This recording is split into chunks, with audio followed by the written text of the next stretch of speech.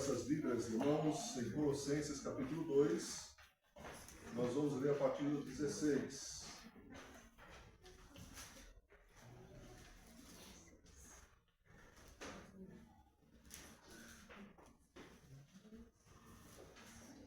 Colossenses capítulo 2, a partir do verso 16. Enquanto os irmãos localizam o texto, que também já está ali na tela, é muito importante que a igreja esteja pensando sobre a obra missionária, porque a obra missionária ela pertence ao reino de Deus. E as orações que foram feitas aqui, simples orações, mas seguindo até um modelo cristocêntrico de oração. Ou seja, nós oramos por pessoas que não conhecemos, como igreja, através dos dois irmãos. Nós oramos por pessoas que não conhecemos. Nós oramos por questões espirituais, materiais espirituais, sobretudo espirituais. Oramos também por plenitude, devemos buscar sempre a plenitude espiritual e também ser perseverante na oração. Então, são 4 P's de uma oração cristocêntrica, como nós temos aprendido na exposição dessa carta de Paulo à igreja dos Colossenses. Então, leamos Colossenses capítulo 2, a partir do verso 16. Diz assim o texto da palavra do Senhor: Ninguém, pois, vos julgue por causa de comida e bebida, e dia de festa, e lua nova ou sábados. Porque tudo isso tem sido sombra das coisas que haviam de vir, porém o corpo é de Cristo. Ninguém se faça árbitro ou juiz contra vós outros, pretextando humildade e culto dos anjos, baseando-se em visões, enfatuado sem motivo algum em sua mente carnal, e não retendo a cabeça, da qual todo o corpo, suprido e bem vinculado por suas juntas e ligamentos, cresce o crescimento que procede de Deus. Versículo 20. Se morrestes com Cristo para os rudimentos do mundo, por quê? Como se vivesseis no mundo, vos sujeitais a ordenanças. Não manuseis isto, não proves aquilo, não toques naquilo outro, segundo os preceitos e doutrina dos homens, pois que todas estas coisas, com o uso, se destroem.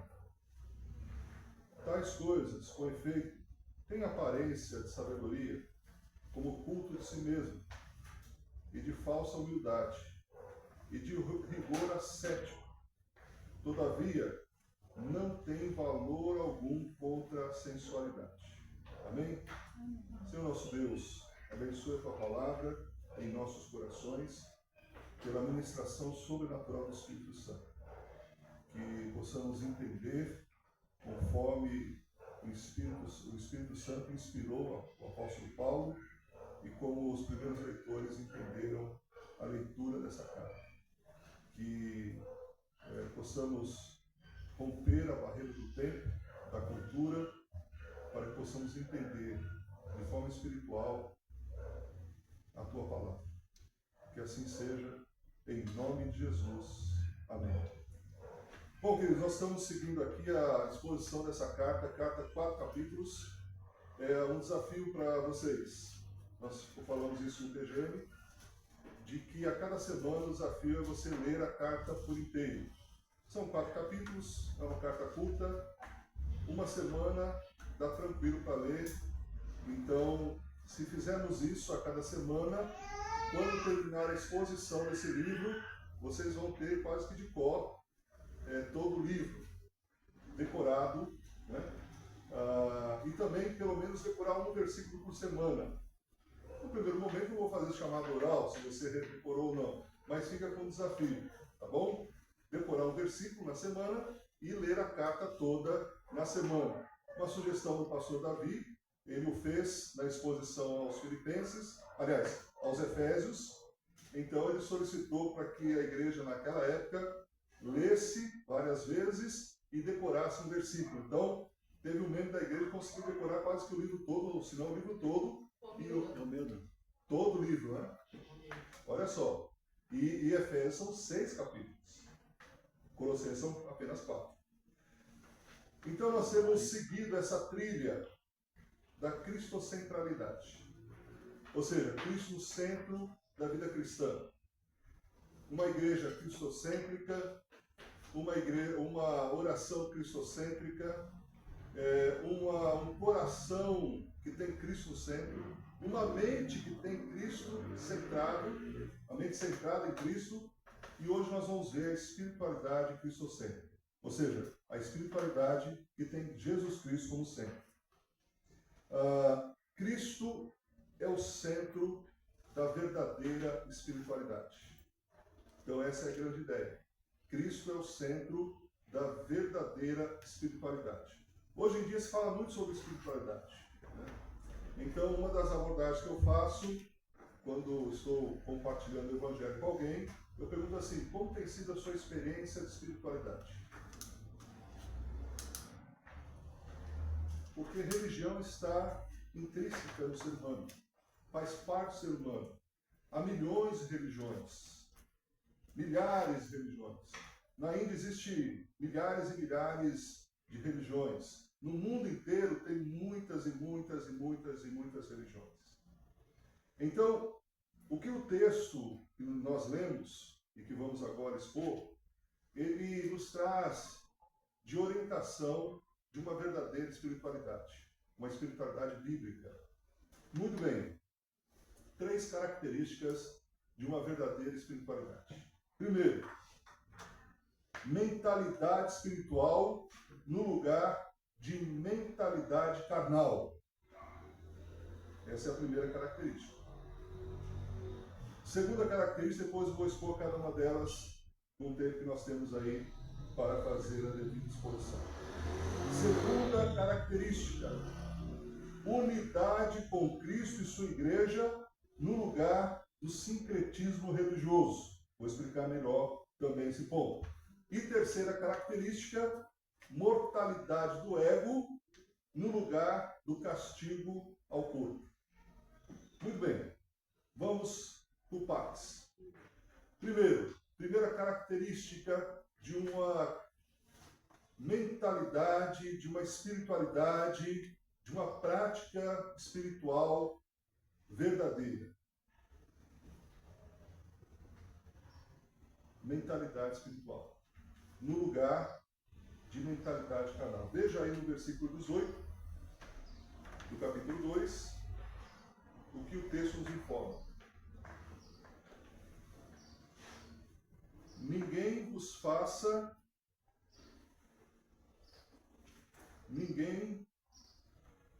se faça hábito contra vós, detestando humildade e culto dos anjos, baseando-se em visões, enfatuado, sem motivo algum, em sua mente carnal. Os falsos mestres que estavam ali, na cidade de Colossos, que havia herdado boa parte da igreja, não sabemos o quanto a igreja foi contaminada com essa distorção da espiritualidade cristã, esses mestres arrotavam uma espiritualidade que não possuíam. Diziam ser espirituais, mas eram carnais. A mentalidade não era espiritual, a mentalidade era carnal. Diziam-se humildes, mas eram orgulhosos. Diziam-se espirituais, mas eram carnais. Hoje acontece o mesmo em muitos segmentos religiosos, como também muitos segmentos evangélicos, infelizmente. E temos todas essas características que a simples leitura já revela E aí você, ao ler, ao ouvir a leitura, e à medida que você vai acompanhando a exposição, você certamente identificará alguns grupos. Não preciso nem dizer o nome. Queriam ser juízes. Queriam ser juízes, mas não julgavam a si mesmos. Característica de falso mestre. Queriam reprovar outros, mas não enxergavam o quão longe eles estavam de Deus. Os falsos mestres de Colossos eram profundamente místicos, voltado ao misticismo, voltado às questões mágicas. A teologia deles procedia de visões e suas próprias visões e não das Escrituras. Irmãos, quando a pessoa diz, olha, eu tive um sonho, eu tive uma visão, eu tive uma revelação, precisamos ver se está de acordo com a revelação de Deus em sua palavra. Ah, eu tive um sonho. Ah, eu tive uma visão. Então diz o seguinte, que os grupos mais carismáticos têm revelações. Os grupos mais tradicionais dizem, eu tive um sight. É mais bonito insight. Seja a revelação, seja o insight, precisa estar de acordo com a palavra de Deus. Em questões, obviamente, significativas. Né? Eles davam mais valor à experiência subjetiva do que à verdade objetiva. Pessoas que têm essa característica, irmãos, não aguentam um culto como esse. Não aguenta estudo bíblico. Não aguenta uma pregação um pouco mais delongada, de forma expositiva. Por quê? Para esse tipo de segmento evangélico, inclusive, para eles o que vale é a experiência. É essa questão extrasensorial. Precisa ter algum arrepio, precisa ter choro, precisa ter alguma manifestação. Então, a autoridade não está na palavra, a autoridade está na experiência. Não sei se eu dei o exemplo aqui dos pastéis. O pastor está falando de pastel, quase na hora do almoço. Se preocupe, vai ter um churrascão, então daqui a pouco a gente mata a fome. Mas deixa eu me falar, só para você, é uma analogia. Talvez, doravante, quando você ouvir essa ilustração, ao comer pastéis, você vai lembrar disso. Existem dois tipos de pastéis no meio evangélico. O pastel pentecostal carismático, que tem muito óleo e pouco recheio. É quente, mas está encharcado de óleo. E é aquele pastel de vento. Tem até alguns lugares que vendem pastel. Inclusive nós temos já uma tradição, às sextas-feiras, na casa da Beth, que chegamos um pouco antes, tem uma feirinha ali toda sexta-feira, e nessa feirinha, né, Priscila? Tem pastéis muito bons. E tem uma plaquinha dizendo assim, pastel de vento. Ou seja, pastel sem recheio. Mas um pastel sem recheio e com muito óleo, ou seja, muita unção, não dá. Encharcar de óleo não dá. Só de olhar para esse pastel já dá azia. Verdade? Então, esse é o grupo extremo, carismático, que busca experiência. Ok? O grupo pentecostal. Mas vamos falar também do grupo extremado tradicional, histórico tradicional. Vamos colocar aqui em balanças justas, em pratos equilibrados. Também tem um tipo de pastel que representa esse segmento, que é o pastel frio mas tem muito recheio. Ou seja, tem muito recheio, tem muito conteúdo, mas é frio. Mas também não dá, né? É cheio de recheio, ou seja, cheio de conteúdo, cheio de palavra, cheio de estudo, mas no entanto é frio. Jesus Cristo disse: errais por não conheceis nem o poder e nem a palavra. Irmãos, o ponto de equilíbrio é o que devemos buscar. O equilíbrio entre uma coisa e outra. Se esses dois grupos tivessem uma ação de elasticidade para o equilíbrio, seria uma maravilha. Porque, meus irmãos, cá entre nós, você quer ir para um momento de oração? É com esse pessoal de um lado. Você quer ter uma vigília de oração bem-sucedida? É com esse pessoal que busca, que se humilha, que se... você chega num culto, por exemplo, o início do culto é todo mundo de joelho orando. A pessoa chega na igreja, tem a reverência. Estão ali para buscar a presença de Deus. E deve ser assim. Por outro lado, também precisamos atentar na palavra, porque inclusive a palavra nos orienta para esse equilíbrio. Mas os falsos mestres lá da cidade de Colosso, eles colocavam mais valor ao sentimento do que o valor na razão. Mais sentimento, mais coração, menos razão. De novo, o ponto de equilíbrio é algo que devemos buscar. Segunda característica de uma verdadeira espiritualidade, segundo esse texto. A primeira característica é que uma mentalidade espiritual em lugar de uma mentalidade carnal. Segunda característica, uma unidade com Cristo e sua igreja no lugar do sincretismo religioso. Leia comigo, por favor, 18 e 19.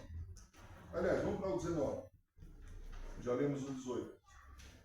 E não retendo a cabeça, no qual todo o corpo, suprido e bem vinculado, por suas juntas e ligamentos, cresce o crescimento que procede de Deus. Ou seja, o que eles estavam colocando não era uma unidade, uma valorização ao corpo de Cristo e Jesus como cabeça. Aliás, é um tipo de corpo acéfalo, ou seja, é um tipo de corpo sem mente. Como se contasta, como se averigua, como se testa, como se conclui a morte de um ser humano? Morte separada. Porque se a mente estiver funcionando, ainda há esperança. Mesmo que haja uma parada cardíaca, né? Então se faz todo o procedimento para que o coração volte a funcionar, o pulmão volte a funcionar, outros órgãos vitais voltem a funcionar. Porém, se morrer a cabeça, se morrer a mente, se morrer o cérebro, acabou. Não tem o que fazer. Então, o que eles estavam propondo? Os mestres estavam desligados de Cristo e do corpo de Cristo, que é a igreja.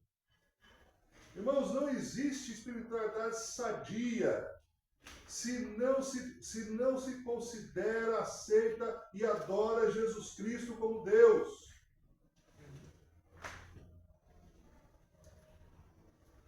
É isso que Paulo está dizendo em toda a carta.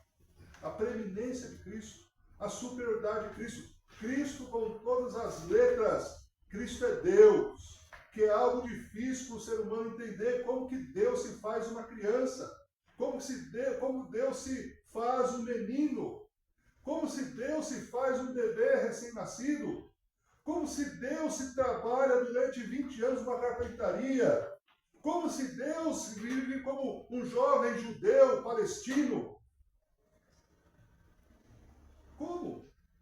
Na mente do judeu era muita coisa, porque eles estavam acostumados com o Antigo Testamento, que Deus estava só transcendente e não emanente. Quando Deus se faz emanente, presente, cria-se um espanto. E muitos rejeitam porque não conseguem entender, porque só o Espírito Santo pode revelar à nossa mente limitada essa grandiosidade da encarnação de Jesus Cristo. Deus se fez homem. A partir da encarnação de Jesus, Deus passa a ter rosto, Deus passa a ter suor, Deus passa a ter fome, Deus passa a ter pernas, Deus passa a ter braços, Deus se torna um ser humano. E continua sendo Deus eternamente. Jesus Cristo, portanto, é o único ser que tem duas naturezas de forma plena, completa. Jesus Cristo é Deus, verdadeiramente. Jesus Cristo é homem, verdadeiramente. A Trindade, ela pode ser resumida da seguinte forma: um Deus, três pessoas. Jesus Cristo pode ser também resumido nessa seguinte expressão: duas naturezas completas, inseparáveis.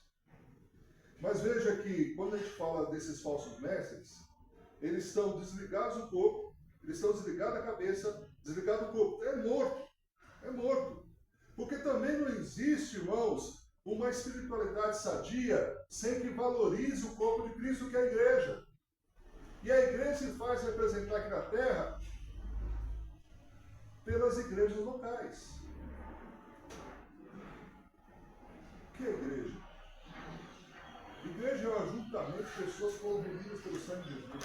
É o ajuntamento dos discípulos de Jesus, que se ajuntam para que de forma organizada possam expressar o louvor a Deus através das músicas, possam se organizar para sinalizar o reino de Deus, possa se organizar conjuntamente para alcançar os não alcançados, para ir até os confins da terra, para praticar algo que vai ser durante toda a eternidade, que vai ser a adoração, que vai ser também a comunhão. Outras questões ficarão aqui mesmo nessa terra. Mas a igreja de Jesus, para uma espiritualidade sadia, para um crente que realmente tem uma espiritualidade sadia, ele valoriza a igreja de Jesus. Independente de onde seja, independente de quem seja, independente de qual cidade seja, independente de qual cultura que ela seja inserida, mas a igreja de Jesus Cristo, ela é valorizada quando se tem uma espiritualidade sadia. Vejamos também que eles não tinham conexão com a cabeça nem com o corpo, por isso estavam mortos.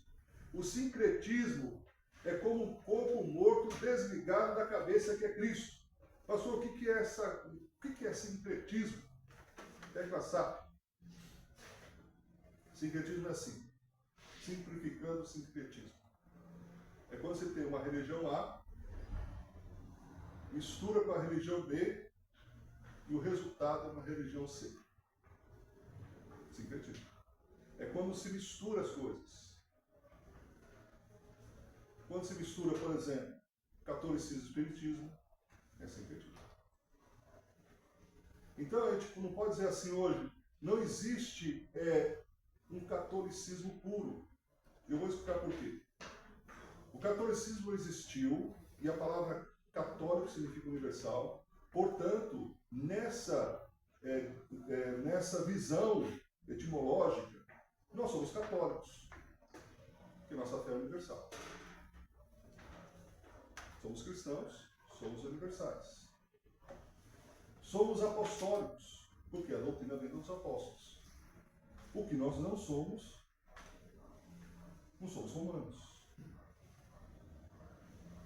Mesmo que você tenha cidadania italiana, como eu tenho, e muitos aqui têm, e a cidade aqui tem muitos italianos, mas nós estamos falando de fé e de religião, de prática religiosa. O sistema romano, do Império Romano, que foi um dos maiores impérios do mundo, entrou dentro do catolicismo. E o resultado do paganismo e o catolicismo, ou cristianismo, foi um sincretismo religioso, a partir do ano 313, no Edito de Milão, de Constantino. Então, a partir daquele momento, se cria o quê? O romanismo. Talvez uma abordagem de diálogo interreligioso, se a pessoa fala assim, eu sou católico. Não. Como assim? Explica melhor isso aí. Deixa a pessoa falar. E talvez uns apontamentos dessa questão histórica, que ninguém pode negar, está na história, possa ajudar a pessoa. Lógico, o Espírito Santo converte, mas que vai levar a pessoa a pensar sobre essa questão. Veja, o sincretismo então é uma mistura de religiões. Hoje nós vemos um evangélico misturado, igrejas misturadas, igreja misturada com espiritismo, com práticas espíritas, com práticas sincréticas, como aconteceu também naquela igreja lá em Colossenses. Agora, interessante, irmãos, quando a gente olha a seguinte perspectiva de Paulo. Paulo ficou sabendo o que estava acontecendo a nível de pensamento e de prática religiosa por Epáfras, que foi o discípulo de Paulo, que é discípulo de Paulo. Só que assim, Paulo, ele não atacou os irmãos, ele atacou as heresias. Ele não disciplinou ninguém, dizendo assim, olha, fulano de tal, que trouxe essa ideia, deve ser excluído. Não, ele ataca a heresia, ele ataca o erro. E ele vai atacar falando o quê? Da verdade. Ele mostra a verdade. Então, o que acontece? Mesmo que você conheça alguém, e essa é uma aplicação muito interessante, mesmo que você conheça alguém que tenha um tipo de segmento religioso que não é verdadeiro, que está fora do que a palavra diz, o que se deve fazer? É excluir esse indivíduo? É tirar do ciclo de amizade? Não. É não conversar mais com essa pessoa? Não. Talvez você seja um instrumento para levar a verdade, ou a palavra de Deus, que é a verdade. Nós não temos a verdade, nós recebemos a verdade. Deus revelou a sua verdade a nós. Então nós devemos o quê? Uma boa amizade, de forma muito educada, respeitosa. Devemos então compartilhar, quando a pessoa então tem também essa abertura para se compartilhar aquilo que nós temos da palavra de Deus. Ou seja, mesmo que a pessoa, e você tem determinada igreja que obriga os seus adeptos ou outras pessoas a determinadas práticas, por exemplo, não, tem que guardar o sábado. Não precisa dizer o nome.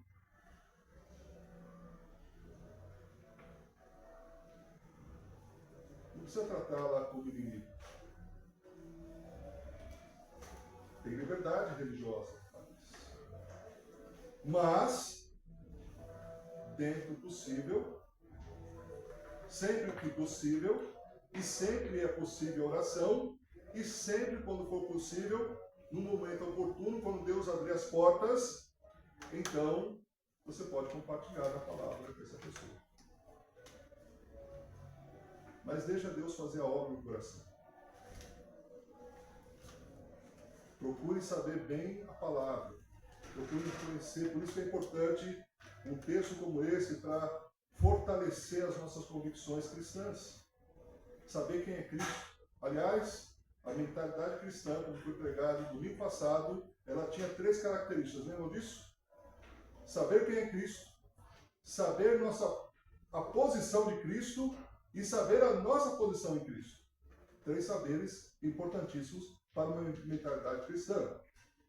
Ainda sobre o ponto unidade em Cristo e a sua igreja em lugar do sincretismo, veja, uma coisa que deve ser considerada, irmãos. Nem tudo que cresce é verdadeiro. Nem todo sucesso procede de Deus. Ah, mas Gamaliel falou que se for de Deus, cresce. Se não for de Deus, vai acabar. Irmãos, entenda que é o conselho de Gamaliel. O conselho de Gamaliel não é inspirado. O registro do conselho é inspirado. Entende isso? Essa questão de fato, de história, do que é inspirado, toda a Bíblia é inspirada por Deus. Verbal e plenamente. Toda a palavra e cada palavra. Mas, por exemplo, a mentira de Abraão não é inspirada. O registro da mentira, sim. A tentação que Satanás fez a Jesus, a tentação não é inspirada, mas o registro da tentação o é. Então, o conselho de Gamaliel não pode ser considerado como um conselho inspirado, dizendo assim, não, se é de Deus vai crescer. Então, alguma coisa está errada. Porque uma das religiões que mais crescem no mundo são os muçulmanos. 1 bilhão e 800 milhões de pessoas. Mais um terço da população mundial se declara muçulmana. Com muitos sincretismos, obviamente. Ah, mas aquela igreja, aquela comunidade evangélica que faz isso que o texto está dizendo para não fazer, está crescendo. Mas o fato de crescer não significa que eles estão fazendo aquilo que é correto. Pode ser por outras questões. Pode ser por jogada de marketing. Irmãos, é fácil encher um pé. É fácil. Por exemplo, coloca uma avenida, ou num ponto que passa carros e pessoas, coloca assim, campanha tal, campanha de cura e milagres. Traga a sua carteira de trabalho. Traga a roupa do seu ente querido. Campanha da rosa. Campanha da fogueira. Campanha, não sei do que, campanha. As pessoas querem algo facilitado. Jesus tinha alta popularidade quando ele fez a multiplicação de pães. Na segunda vez, queriam fazê-lo como rei. E Jesus falou, não é isso. Eu não vim aqui só para encher a barriga das pessoas. Eu não vim para ser um curandeiro. Eu vim para ser o salvador da humanidade, não só para essa geração, não só para esse povo, mas para todos os tempos da existência do ser humano, para todos os povos. Deus não trabalha no ramo de resolver questões que nós podemos resolver como seres humanos. Deus trabalha no ramo de resolver aquilo que nós não conseguimos resolver, que é a questão do pecado.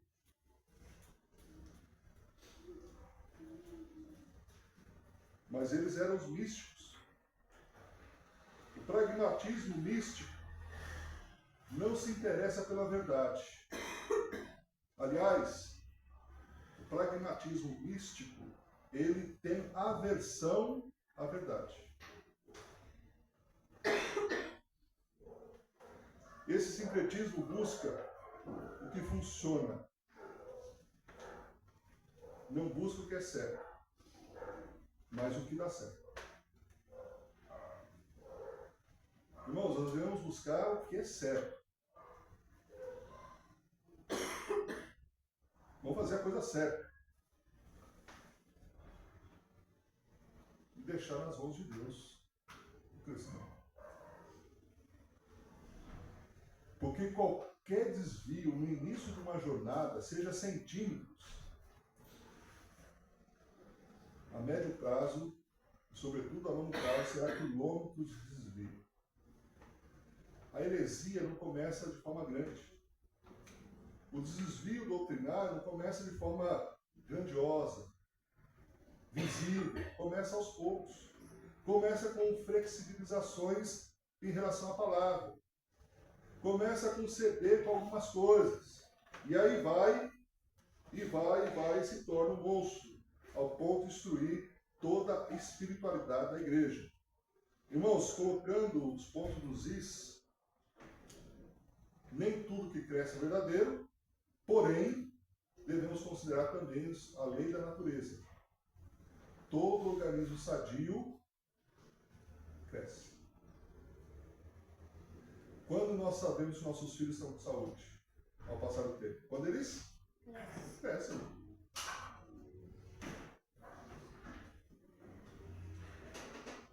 Quando nós sabemos que uma plantação está sadia? Quando germina, desenvolve, cresce e dá os frutos. Essa é a lei da natureza. Resultado e não fidelidade. É tudo que um pregador pragmático almeja. No sermão passado nós falamos sobre o carismático sem caráter e o carismático com caráter. Prefiro o segundo. Eu não consigo ouvir, por mais eloquente que a pessoa seja, por mais seguidores que a pessoa tenha na internet, se a prédica ela não corresponde com a prática, e se de alguma forma eu consigo identificar isso, ou isso é revelado de alguma forma, eu não ouço mais. Eu não consigo.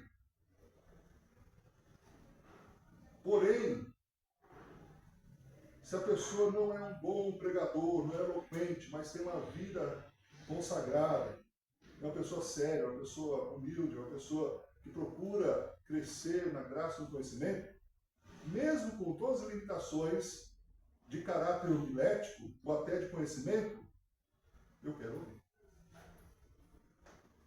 Pastor, mas precisa ser 880? Não, não precisa ser 880. Olhem para que o pastor de vocês seja equilibrado nas duas questões. Amém? Veja,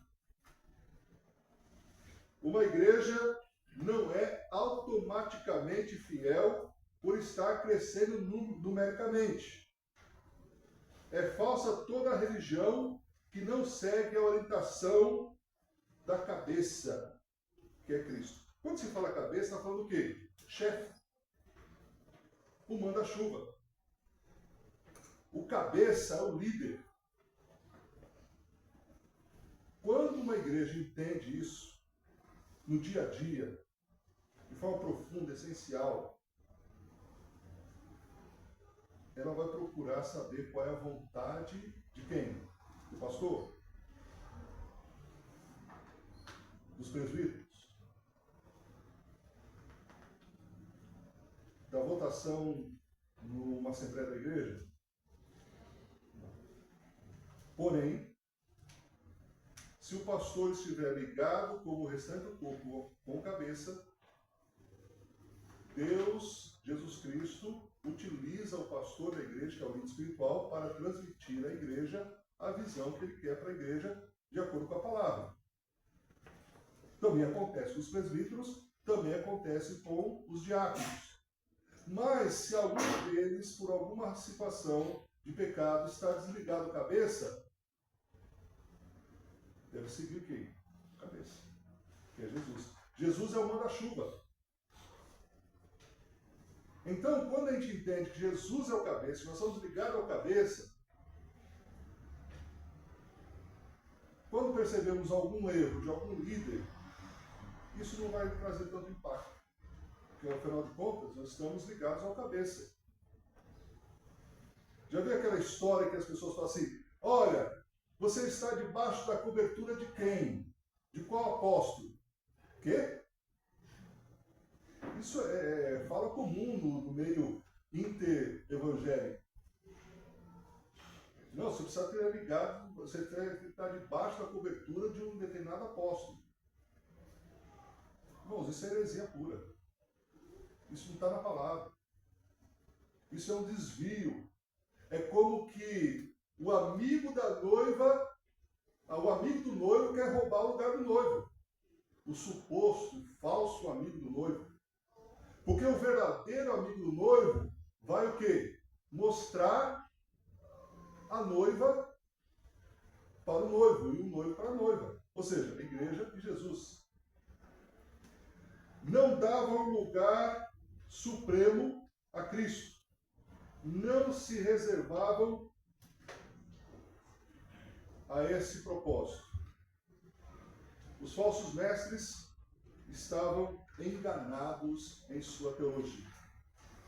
Por isso que é tão importante que todo líder tenha uma boa, uma excelente teologia. Para que ele não passe, de alguma forma, alguma coisa que não está na palavra e numa boa teologia comprovada na história.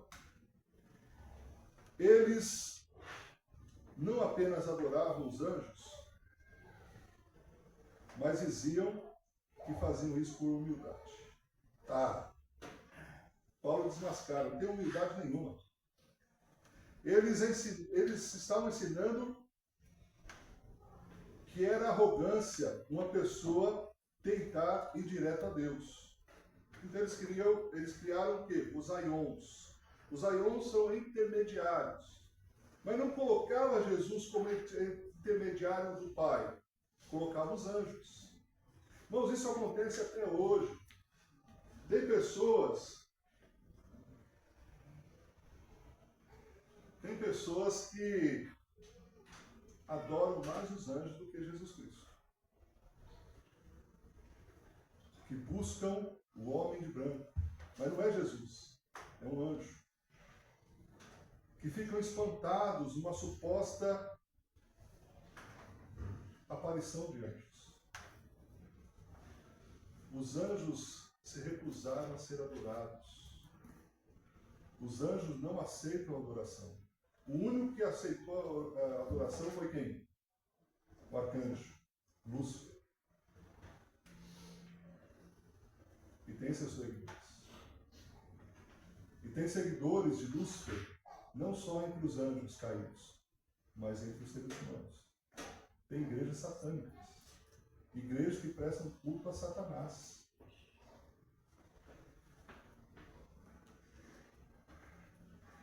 Precisavam, portanto, adorar a Deus por meio dos anjos.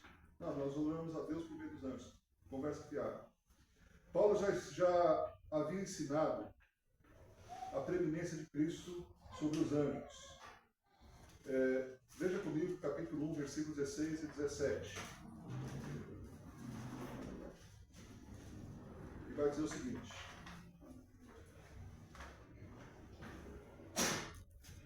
pois nele foram criadas todas as coisas, nos céus e sobre a terra, visíveis e invisíveis, sejam tronos, sejam soberanias, quer principados, quer potestades.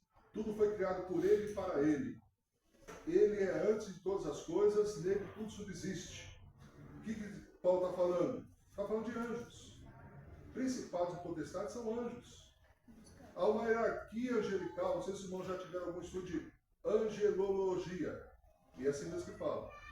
Angelologia. Porque angiologia é estudo das veias do coração. Na medicina.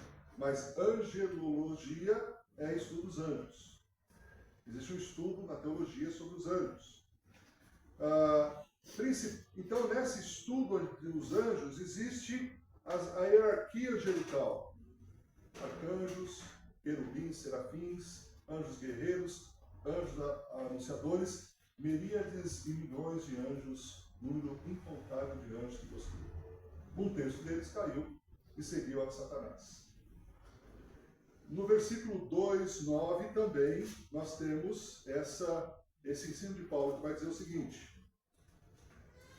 portanto, nele habita corporalmente toda a plenitude da divindade.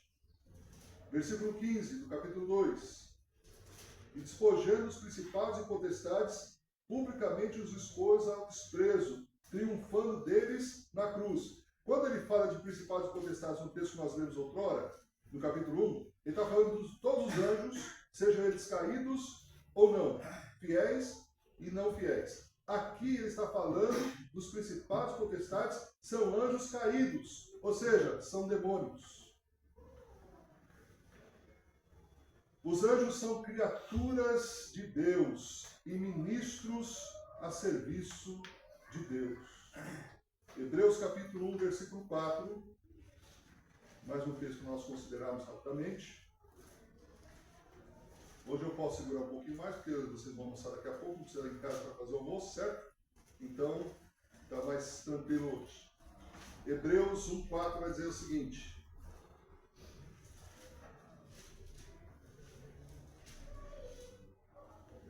e tendo se tornado tão superior aos anjos, quanto herdou mais excelente nome do que eles. Pois a qual dos anjos disse jamais: tu és meu filho, e hoje te gerei. E outra vez: eu lhe serei pai, e ele lhe será filho. Novamente, ao introduzir o primogênito ao mundo, diz: todos os anjos de Deus o adorem. E ainda, quanto aos anjos, diz: aquele que a seus anjos faz ventos e a seus ministros labareda de fogo. Mas acerca do Filho, o teu trono, ó Deus, é para todos sempre. Meus irmãos, então aqui está estabelecido que os anjos devem adorar a Jesus. Os anjos não recebem a adoração dos homens. Os anjos e os homens e toda criatura devem prestar adoração a quem? A Jesus Cristo. Os anjos não podem ser adorados, não podem ser intermediários para nos levar a Deus. E nem os santos. Os anjos não aceitam a adoração do anjo. No entanto, a atitude desses falsos mestres não era de humildade, era de presunção. A humildade autêntica nunca se aproxima dos outros com exigências e críticas. Olha que interessante. A pessoa humilde não fica apontando o dedo no nariz das outras pessoas, julgando as outras pessoas, exigindo práticas religiosas. Não. A pessoa humilde, ela é tratável, ela é gentil, ela não se coloca como superior das outras pessoas. Mas não, aqueles não eram humildes, definitivamente. A falsa humildade sempre se trai pelo orgulho. O homem que pretende ser muito humilde, na realidade, é insuportavelmente orgulhoso. Porque o humilde, ele não precisa se fazer humilde.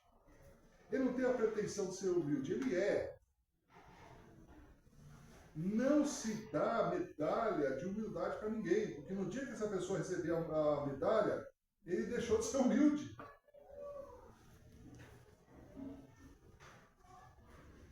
Ele está baseado em visões e não na verdade revelada. Está fundamentado nas exigências do não e não nas escrituras. Terceira e última característica de uma verdadeira espiritualidade: a mortalidade do ego no lugar do castigo ao povo.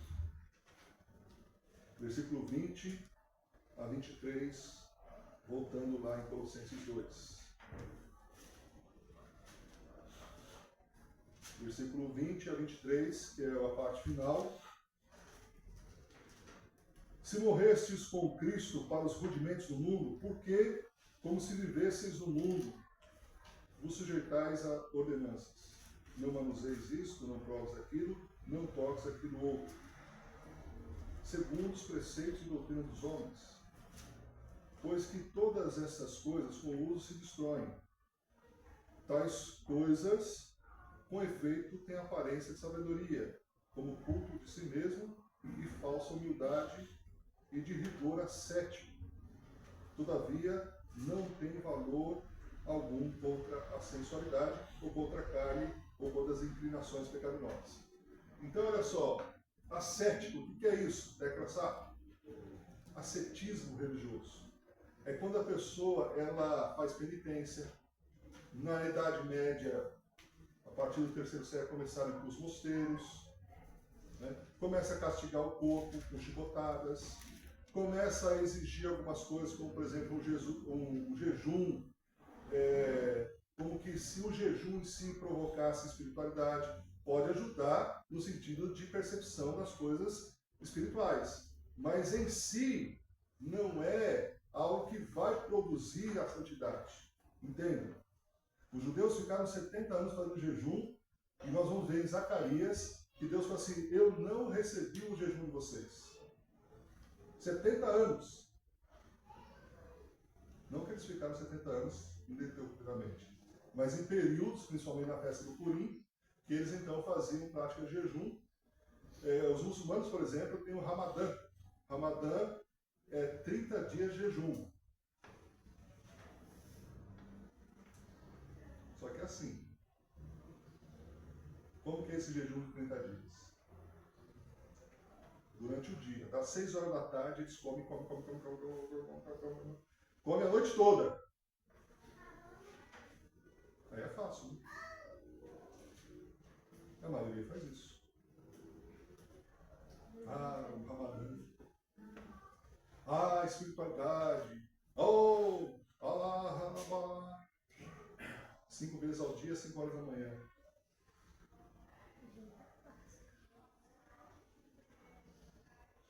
Os judeus 3 vezes ao dia. E os cristãos? Perguntaram para o cristão sobre isso, e o cristão disse o seguinte: a Bíblia fala que nós devemos orar sem cessar. Que a espiritualidade não está na prática religiosa em si. Não é castigo do corpo. Castigo do corpo é ascetismo religioso. Então, em lugar que é mais difícil, é mais fácil castigar o corpo do que matar o ego. Mortificação do ego, mortificação do eu. Me fez lembrar um quadro pintado pelo Jaziel Botelho, na sala de um pastor, um quadro que tinha assim a cruz e com 3 pregos na palavra eu. Mortificação do ego. Práticas ascéticas se tornaram comum durante a Idade Média. Muitos abandonaram a família, abandonaram a sociedade, foram para os mosteiros. O ascetismo venceu a barreira do tempo e chegou até nós. É fruto do entendimento errado da filosofia grega. O ascetismo é uma falácia. O ascetismo não é espiritualidade coisa nenhuma. Aliás, o ascetismo é a espiritualidade do não. A crença de que podemos agradar a Deus obedecendo uma lista de nãos. Vai dizer, não toques, não prove, não faça aquilo, não faça aquilo outro, não faça aquilo outro. É negatividade, não fala aquilo que devemos fazer de positivo. O ascetismo, ele é essa falsidade. Parece ser humilde, mas não é. A crença de que podemos agradar a Deus obedecendo uma lista de nãos. Para o ascetismo, a ênfase está nos aspectos negativos e não positivos. No ascetismo, existe escravidão. Há regras e mais regras. Preceitos e mais preceitos. Sabe quantas leis há no Antigo Testamento? 613 leis. Pensa se alguém aguenta obedecer 613 leis. Ninguém consegue. Não consegue nem os 10 mandamentos, mas não, quando mais 613 leis. Não parava por aí. Tinha um Talmud. O Talmud era o livro mais grosso do que o Antigo Testamento, do que não podia fazer. No sábado, não pode andar tantos quilômetros. No sábado não pode fazer isso, aqui no sábado pode fazer aquilo. E aí não, interminavelmente. Jesus veio nos libertar disso, do legalismo religioso, do sincretismo religioso, do ascetismo religioso. E Paulo diz assim, por que vocês estão fazendo essa prática? Vocês já tiveram a liberdade em Cristo. Cristo é suficiente para a salvação de vocês. Não precisa de mais outra coisa. Na verdade, aqueles mestres estavam escravizando a igreja. Isso existe até hoje. Não é mandamento bíblico. É tradição dos homens. Irmãos, tem regras. Depois, se você quiser fazer essa pesquisa, fique à vontade. Procure saber o conjunto de regras de algumas igrejas.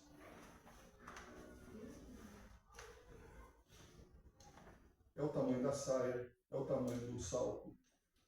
E a maioria delas é para as mulheres. Colocam até um diácono para dividir o tamanho da saia das irmãs antes de entrar na igreja. Não falta diácono querendo fazer serviço, né? Que espiritualidade é essa? Não, os homens têm que usar terno e gravata e ponto final. Não tem conversa. Pode estar num calor de 50 graus, terno e gravata. Eu acho bonito. Mas não pode ser colocado como mulher. Como se isso fosse espiritual. Não é. Pode ser assim. Mostra, você vai conversar com uma pessoa importante, você vai bem vestido, vai. Terno veste bem os homens. Mas não como prática religiosa. Se você quiser, por exemplo, fazer jejum, não tem problema, é bom, é saudável até. Se você quiser ter uma alimentação vegetariana, o faça, mas não no aspecto religioso.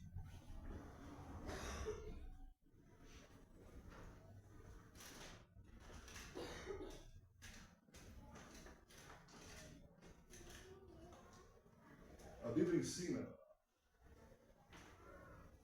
que temos de cuidar do corpo como o templo do Espírito Santo. Que temos que tratá-lo com disciplina para não sermos desqualificados. Deus ama o nosso corpo, protege-o, sustenta-o, salva e glorificará. Nosso corpo será glorificado. A cruz de Cristo foi a nossa morte também. E a sua ressurreição, recebemos a nova vida.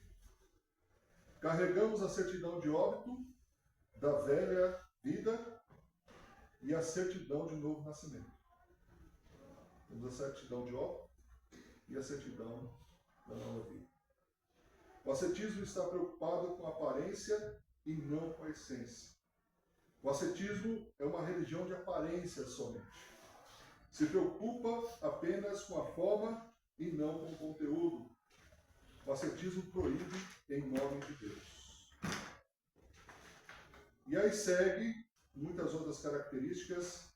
Vou pular aqui alguns pontos, mas eu vou entrar agora na parte final, na conclusão. Ok? Conclusão. O sincretismo cresce na igreja evangélica em nossos dias. Precisamos ter cuidado com isso. Outra coisa a ser considerada. As pessoas deixam o sincretismo pagão para abraçar um sincretismo evangélico. Existe o sincretismo pagão, existe o sincretismo evangélico. As pessoas entram para a igreja evangélica, mas continuam escravas, presas às crendices. Hoje, se aproximam de Deus por meio de Maria, de santos ou de outros mediadores. Já o segmento católico. Ou romanista, né? Melhor falando. Ou mariolatra. Há um só Deus, um só mediador entre Deus e os homens, Jesus Cristo homem. O ascetismo é uma heresia que também ameaça a igreja contemporânea. Na prática, é o que você deve fazer, meu irmão. Primeiro, eu vou colocar como pergunta, tá? Você enfatiza a graça de Deus ou regras humanas? Você enfatiza a palavra de Deus ou as fórmulas, conhecimentos secretos ou visões? E visões. Terceiro, exalta Cristo e a sua obra ou praticantes de suas regras? Quarto, valoriza a igreja de Cristo ou grupo sectário? Essas questões para nós refletirmos, para que nós tenhamos uma espiritualidade verdadeira segundo a palavra de Deus. Amém? Vamos fechar nossos olhos, vamos elevar nosso pensamento ao Senhor e vamos orar. Senhor nosso Deus, queremos te agradecer pela riqueza de informação importante, essencial para a nossa vida cristã, para o desenvolvimento de uma verdadeira espiritualidade. A espiritualidade que tem uma mente espiritual e não carnal, uma espiritualidade, Senhor, que procura fazer a tua vontade, unindo-se a Cristo e a sua igreja, e uma espiritualidade que não fica castigando o corpo, mas que exerce a mortificação do eu. Que possamos, ó Pai, reter, que possamos meditar, que possamos refletir sobre essas questões e que possamos colocar em prática no dia a dia. Que assim seja, em nome de Jesus. Amém.